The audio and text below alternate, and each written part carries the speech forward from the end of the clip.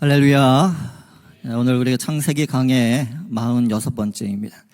우리가 지난 한 달 동안은 5월의 달, 그 가정의 달이라서 창세기 강의 말씀은 이제 접어두고 믿음의 가정에 대한 그런 말씀들을 함께 나눴었는데, 아마 여러분들 좀 이렇게 잠깐 끊어졌다가 다시 이어서 할 때는 아마 좀 아마 부담감이 있지 않을까 그런 생각도 들긴 하는데, 하여튼 오늘 말씀을 통해서 여러분들 함께 은혜 받기를 간절히 바랍니다.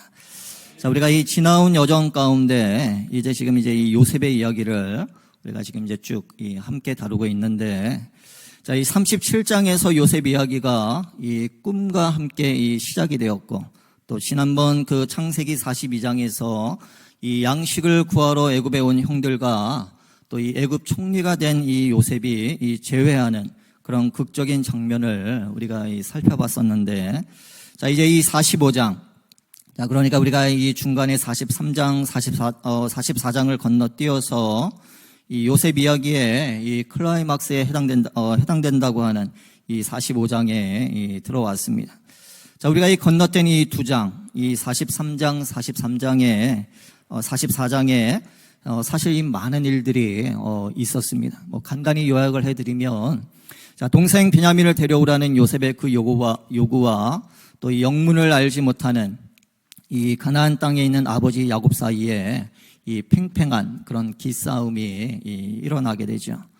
보내라, 못 보낸다. 자, 그리고 그 사이에서 갈팡질팡 어찌할 줄 모르는 그 형들의 이야기가 또 나오고, 또 우여곡절 끝에 이 요셉의 그 동생 베냐민을 이제 이 애굽에 보내게 됩니다. 자, 근데 요셉은 동생 베냐민만이 아니라 이 모든 형들을 용서하기 위해서 또 이 형들의 마음을 확인하려고 이 한 가지 시험을 하게 되죠. 자, 그리고 그 시험에서 이 진심으로 아버지를 위하는 그 형들의 마음을 확인한 이 요셉은 이 그동안 참고 참았던 그 울음을 터뜨리게 됩니다. 자, 그 장면이 오늘 본문 이 1절, 2절에 아주 생생하게 이렇게 묘사가 돼요. 요셉이 시종하는 자들 앞에서 그 정을 억제하지 못하여 소리질러 모든 사람을 자기에게서 물러가라 하고 그 형제들에게 자기를 알리니 그때 그와 함께한 다른 사람이 없었더라. 요셉이 큰 소리로 우니 애굽 사람에게 들리며 바로의 궁중에 들리더라. 자, 이 애굽 사람에게 들릴 만큼, 바로의 궁중에 들릴 만큼 이 큰 소리로 이 요셉이 울었다라고 그랬어요. 그런데 그 울음이 여러분들 어떤 울음이었을까요? 자, 사실 요셉은 이미 한바탕 이 대성통곡을 한 적이 있었습니다. 이 43장에서 이 동생 베냐민을 만난 후에 아직은 자기 신분을 밝힐 때가 아니라 판단한 요셉은 그 형제들을 떠나서 급히 울 곳을 찾아 이 안방으로 들어가서 울었다라고 그랬어요.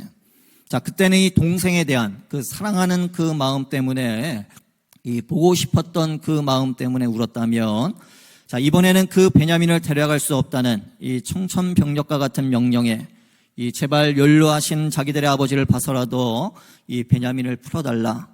그 대신 내가 벌을 받겠다라고 그렇게 앞장선 이 유다와 또 동일한 마음 자세를 가지고 있던 그 형들을 보면서 이 흘린 그런 눈물이었어요. 자, 근데 요셉이 그렇게 울 때 이 보나마나 이 지난 그 22년 전 그때 일이 아마 생각이 났을 겁니다. 제발 살려달라라고 하는 자기를 메모차게 우물에 던져놓던 그 형들로부터 받은 그런 상처가 떠올랐을 거예요. 구사일생으로 목숨을 부지했지만 이 애굽으로 팔려갈 때 그 두려움, 또 그 형들로부터 버림받은 그 상처, 아마 그런 마음들이 떠올랐을 겁니다. 언어도 다르고 또 문화도 다르고 또 종교도 다르고 모든 것이 다른 이 서툰 객지에서 이 종살이할 때 그 힘든 순간들이 아마 이 요셉에게 주마등처럼 아마 지나갔을 거예요.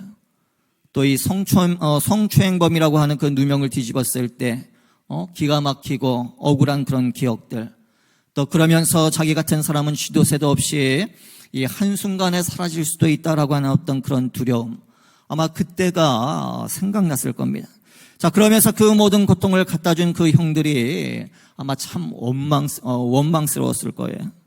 자, 근데 요셉이 운 거예요. 엄격히 따져보면 사실 지금 울 때가 아니잖아요. 화를 낼 때입니다. 야단을 칠 때입니다. 재판관의 쩌렁쩌렁한 그런 소리처럼 그들의 죄를 심판하는 그런 말이 나와야 할 그런 때예요. 자, 그런데 울었어요. 왜 울었을까요?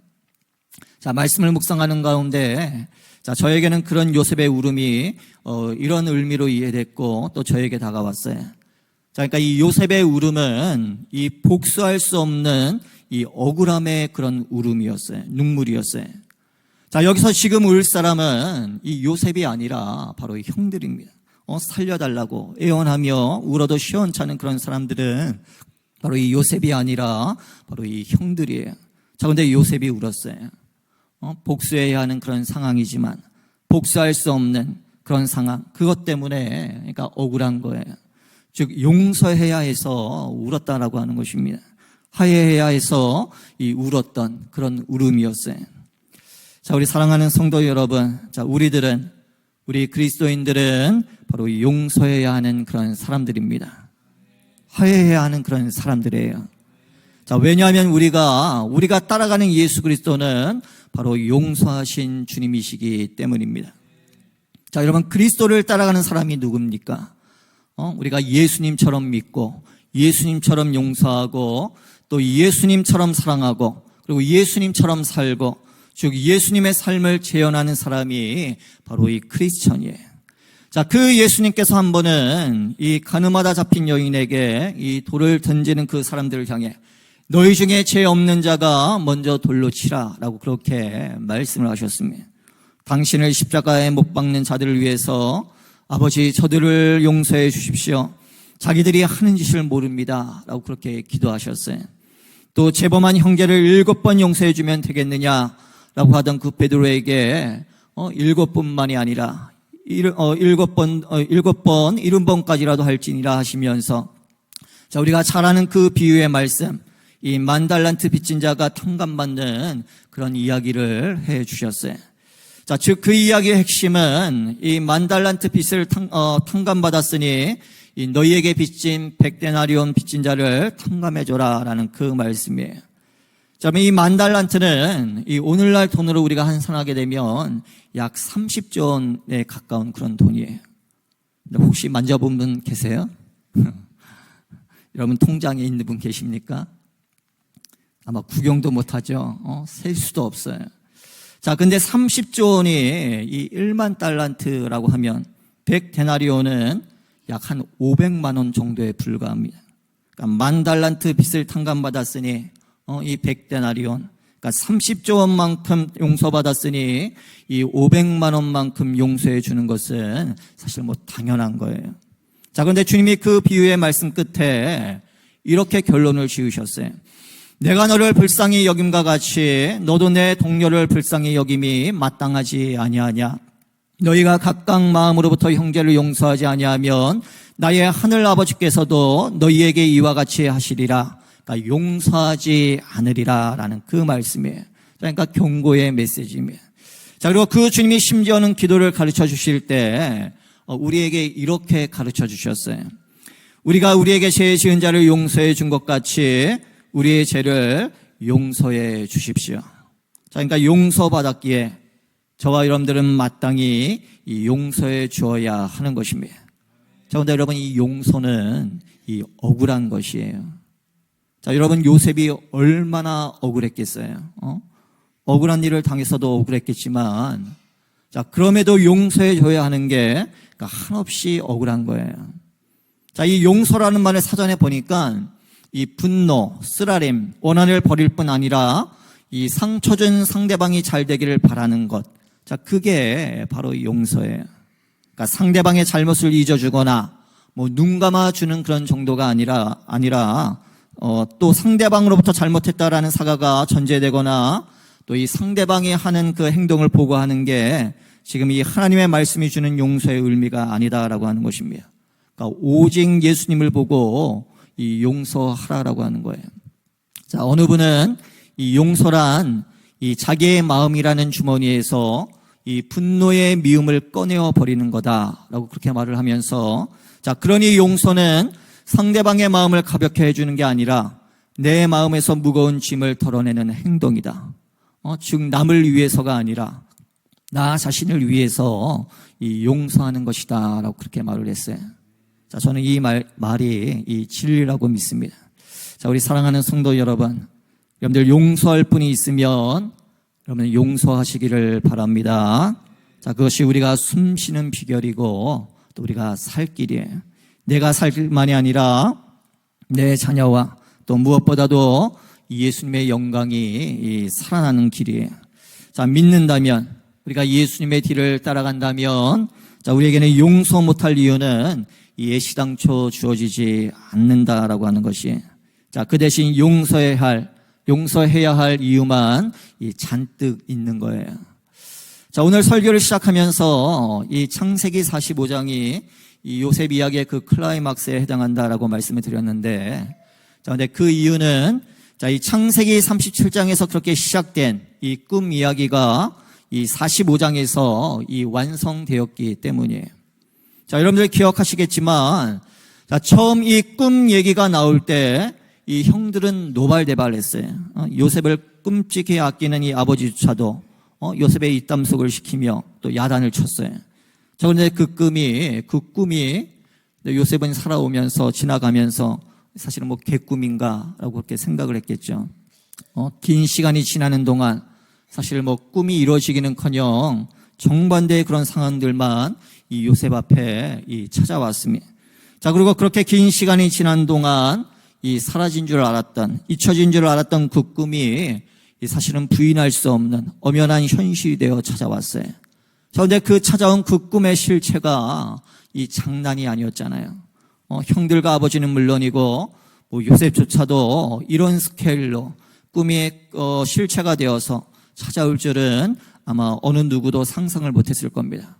뭐 애굽의 제2인자가 될 것이라고 사실 뭐 누가 생각이나 했겠어요. 자, 그래서 저는 이러한 말씀을 묵상하면서 우리를 향한 하나님의 꿈은, 이 하나님의 꿈의 스케일은 언제나 이런 거야. 이렇구나. 자, 여러분 혹시 이런 말 들어보셨는지 모르겠어요. 하나님은 나를 너무나 잘 아셔서 내가 할 수 없는 일은 맡기지 않는다. 무슨 말인지 이해가 되십니까? 이해가 되시죠? 자, 하나님은 너무 공평하시고 나를 너무 잘 아셔서 내가 감당할 수 있는 일만 맡기시는 하나님이시다. 아멘이신 분 한번 손 들어 보십시오. 한번 손 들어 보세요. 아니면 노맨이신 분. 근데 노맨이신 분들이 정답이에요. 여러분들 언뜻 보면 참 그럴싸하잖아요. 하나님은 참 자비로운 하나님이야. 내가 할 수 없는 일은 안 맡기시는 그런 하나님이야. 자, 그런데 여러분 뭐가 정답인지 오답인지 제가 성경에 있는 두 사람을 예를 들어서 설명을 해드릴 테니까 여러분들이 답안지를 한번 잘 확인해 보시길 바랍니다. 첫 번째 사람은 바로 모세입니다. 자, 모세가 수백만 명의 동족들을 이끌고 홍해로 들어간 것이 이 모세에게 있었던 그런 능력이었습니까? 아니죠. 그럼 모세는 못하겠다고 자그마치 6번이나 미꾸라지처럼 이리 빼고 저리 빼던 그런 인물이었어요. 자, 그러한 모세를 하나님께서 딱 잡으셔서 이 상상할 수 없는 일을 행하게 하셨다라고 하는 것입니다. 자, 그리고 두 번째 사람은 요셉이에요.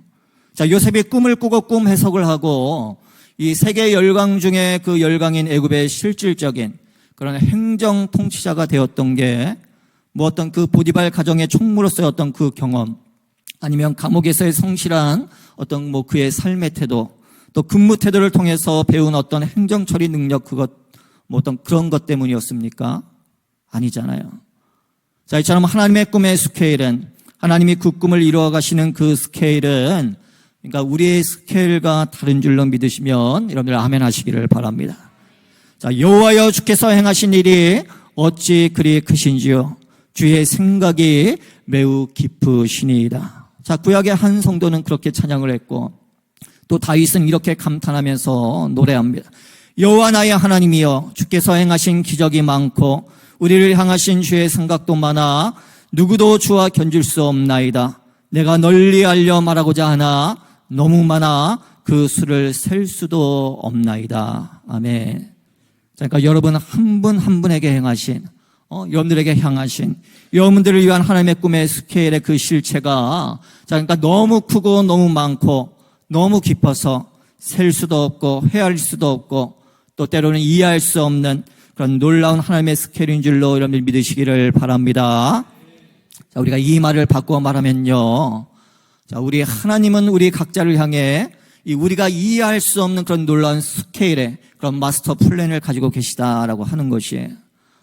저와 여러분들의 삶이 요셉처럼, 자, 특별히 요셉이 17살 때부터 30살까지 그 13년 동안 되는 게 하나도 없는 것 같았을 때 그가 목숨줄처럼 붙잡아야 할 거는 바로 하나님께서는 우리를 위한 놀라운 스케일의 위대한 계획을 가지고 계시다라고 하는 그 사실이었어요.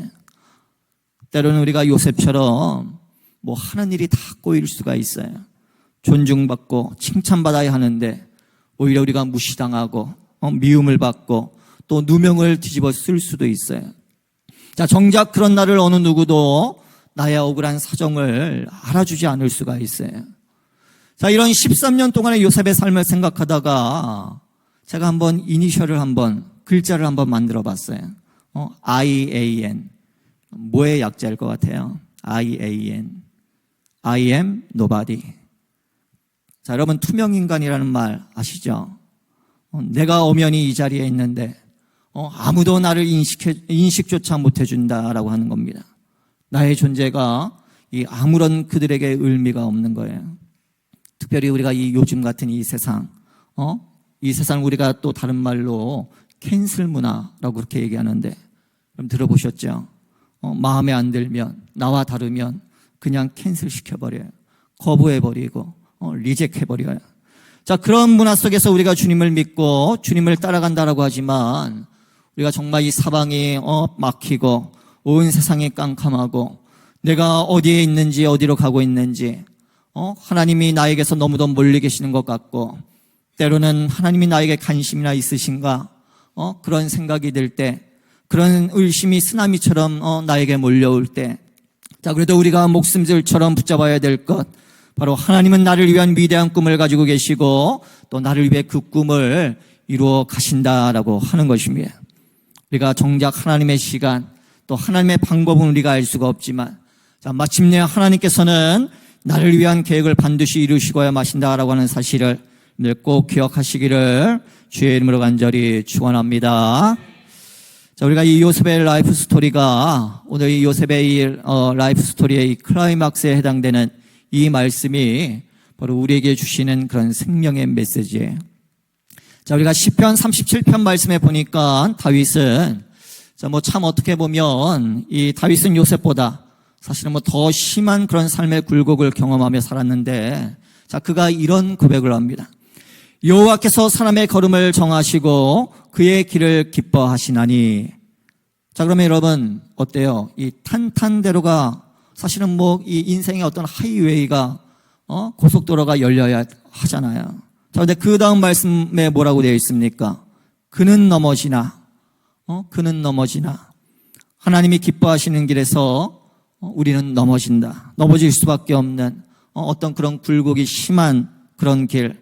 하나님이 사실은 우리를 향하신 꿈을 이루어 가시는 기쁨의 길이다라고 하는 거예요. 자, 그런데 보십시오. 그는 넘어지나 아주 엎드러지지 아니함은 여호와께서 그의 손으로 붙드심이로다. 할렐루야. 자, 그리고 다윗은 이 시의 끝자락에서 이렇게 자기 자신을 타이르듯이 저와 여러분들에게 또 도전하듯이 이렇게 덧붙였어요. 여호와를 바라고 그의 도를 지키라. 그러니까 믿음의 눈을 들어 여호와를 바라보라. 기대하라. 그리고 그 말씀을 지켜라. 배우고 확신한 일에 거하라. 그리하면 내가 땅을 차지하게 하실 것이라. 아멘. 자, 하나님께서 이 요셉으로 하여금 땅을 차지하게 하셨잖아요. 애굽 사람들을 물리치고 형들 앞에서 큰 소리로 물던 그 요셉이 어안이 벙벙하고 영문을 알지 못하는 형들에게 드디어 이 커밍아웃을 합니다. 나는 요셉입니다. 자, 여러분 형들이 이 말을 들었을 때 그 심정이 어땠을까요? 와, 죽었던 우리 동생이 살아났다 라고 그렇게 여러분 박수 쳤을까요? 내가 요셉입니다. 내가 살아있습니다 라는 그 말인데 아마 그 말을 듣는 형들은 우리는 이제 죽었다.